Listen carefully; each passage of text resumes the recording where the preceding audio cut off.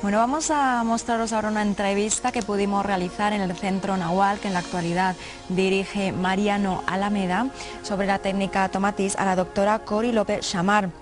Tiene muchísima experiencia al respecto. Ella ha trabajado directamente con el fundador en los años 50 de esta técnica, con Alfred Tomatis. Es doctora especialista en pediatría, neurología y psiquiatría. Vamos a escuchar sus palabras. Un placer que nos pueda recibir a Guadalajara al día. Igualmente, gracias. Es un placer que podamos charlar con usted, puesto que ha sido la mano derecha de Alfred Tomatis, el fundador, digamos, de esta técnica. El creador de esta técnica, sí. Me preguntaba qué era la técnica Tomatis. Es una neuroestimulación sensorial que se basa en todas las investigaciones que hizo el doctor Alfred Tomatis. Básicamente, lo más importante es que él nos diferenció la capacidad que tiene el ser humano de oír y de escuchar, que no es lo mismo.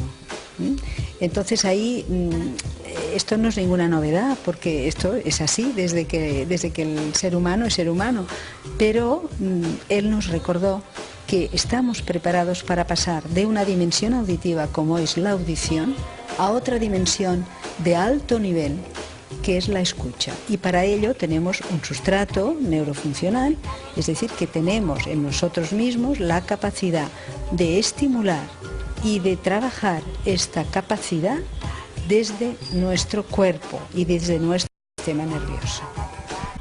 En ocasiones escuchamos cómo a los niños se les está constantemente diciendo: no hagas esto, no hagas lo otro. Determinados actos pues reciben un grito. ¿Esto puede crear, cuando ya vamos creciendo, algún tipo de bloqueo? Sí, claro. Es decir, primero, para entender eso deberíamos saber y insistir otra vez en que escuchar es una dimensión auditiva que precisa que un mecanismo propio del oído esté presente y funcione correctamente. Y este mecanismo lo podemos cerrar. Es decir, lo podemos estropear. Cuando vamos al cine y vemos una escena que no nos gusta, cerramos los ojos a veces. Decimos: esto no lo quiero ver. El oído también se puede cerrar. Si el niño tiene una situación en su entorno que le lastima emocionalmente y que para él es una dificultad vivir esta situación, él no tiene otra solución, no puede coger el latillo y marcharse. Él debe estar ahí viviendo eso. Y entonces puede, y hace en realidad, lo que hace es un cierre de su canal sensorial. Si es el canal auditivo el que cierra, como el oído tiene dimensiones además de la audición, pues aparecen una serie de problemas, evidentemente. Doctora, ¿cómo trabaja usted con niños y con adultos? Porque nada tiene que ver la capacidad de comprensión, la capacidad de concentración. Nosotros en realidad somos hijos de nuestra historia, ¿eh? Lo que vivimos cuando éramos niños, pues lo llevamos puesto encima. Entonces, nosotros utilizamos un test de escucha, en el cual tenemos una lectura de algunos bloqueos que hemos vivido en nuestra infancia. Y ahí los podemos encontrar y podemos tener esa información. Depende del caso. Lo que es más rápido de resolver con la técnica es el estrés. Esto es lo primero que aparece mejorado. Y después está toda esa capacidad de escucha, de comunicación con el otro, con nosotros mismos, esta conciencia personal, el yo profundo, en fin, está todo ahí un tema complicado, pero muy interesante. Se puede trabajar la voz, se puede trabajar también el lenguaje, se puede trabajar... También hay un campo de aplicación que a mí me gusta mucho, que es en el proceso de crecimiento personal. Es decir, para poder hacer un proceso de crecimiento lo más rápidamente posible, siempre que la persona tenga esta intención y haya decidido eso, el hecho de trabajar a nivel de conciencia, a nivel de escucha, esto es muy importante, empezar por ahí. Doctora, en la sociedad en la que vivimos estamos acostumbrados a escuchar poquito y mal. Poco y mal. Todos creemos que escuchamos y en realidad la escucha es muy, muy, muy difícil. Muy difícil. Actualmente tenemos un problema de escucha muy grave, eso es verdad, lo sabemos todos, pero incluso hemos cambiado la palabra. Fíjese que cuando le decimos a uno, en vez de decirle, ¿me estás oyendo?, a veces le decimos, ¿me escuchas? O no te estoy escuchando. No, no. Yo primero te oigo y luego decido si puedo escuchar. Y luego observo y miro y me doy cuenta si puedo escuchar. Es más sensible y está más preparado para la escucha. Bien, el niño, si no tiene a su alrededor un ambiente que le distorsione mucho, el niño responde muy rápidamente. El adulto, nosotros tenemos más historia y no estamos tan cerca del claustro materno y de nuestro nacimiento, y entonces, bueno, hay más bloqueos, y es un poco más complicado.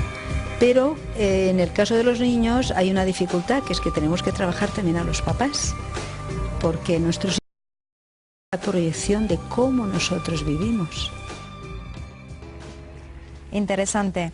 De la teoría a la práctica, vamos a poder ver a la doctora Cori López-Chamar ejecutar este test de escucha, que como os comentaba no es una prueba, es una prueba auditiva, pero no es una audiometría convencional.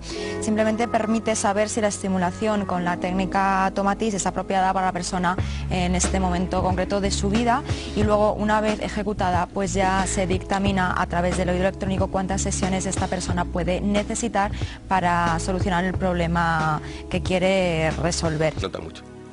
En una persona relativamente sana como yo, que somos lo nuestro, sobre todo lo que, desde mi comprensión, lo que he notado es que el cerebro es una válvula de contención de la realidad, podríamos decir. Entonces, la realidad está ahí fuera, el cerebro la contiene, y a medida que tú vas abriendo las puertas de la percepción, se va percibiendo más y más la realidad más absoluta en vez de la realidad más relativa, centrada en ti mismo, ¿no? En tu mundo. El mundo que ves es el mundo que eres. Cuando tú haces el proceso de estimulación neurosensorial, en mi caso, lo que se produce es un incremento de la facilidad de la conciencia. Es decir, tomas más conciencia de las cosas, con lo cual es más fácil que haya un desarrollo personal más rápido. Y como es una estimulación del sistema nervioso central, digamos que se optimizan todos los sistemas perceptivos. La escucha mejora mucho, los bloqueos a nivel, pues si tú has tenido un problema, digamos, con los arquetipos femeninos y no te fías mucho de las mujeres, después de hacer el proceso empiezas a verlas a todas mucho más bonitas y que tienen una voz mucho más bonita. Si el problema es con la autoridad porque fue un caso de tu padre, pues de repente ya los jefes no te resultan tan desagradables. A nivel visual se nota mucho también, hay como que has mejorado la nitidez perceptiva.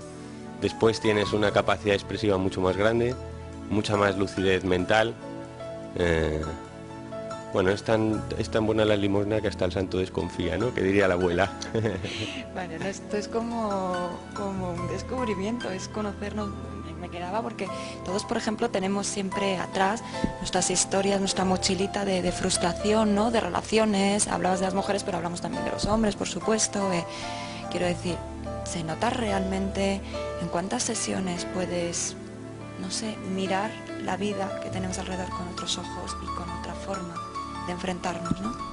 Nosotros estamos viviendo en un mundo ahora mismo muy contradictorio, porque por un lado tenemos el materialismo individualista que viene provocado por el sistema económico, social en el que vivimos, en el que lo que favorece es la hiperindividualización.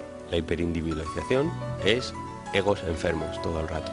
El autocentramiento todo el rato hace que vivamos en un delirio egoísta, entonces a los demás no los vemos, solo nos preocupamos de yo y cada uno con su región. Es decir, es como si fuéramos nacionalistas, egoístas todos, pero cada uno con su propio yo, con lo cual tú eres enemigo, lo de fuera es malo, yo no estoy en fusión, podríamos decir, con el entorno, ¿no? Pero por otro lado, que es la contradicción de estos tiempos, estamos viendo una época mágica en la que todas las capacidades de la cultura humana y de la historia se están empezando a fusionar y están al alcance del ratón.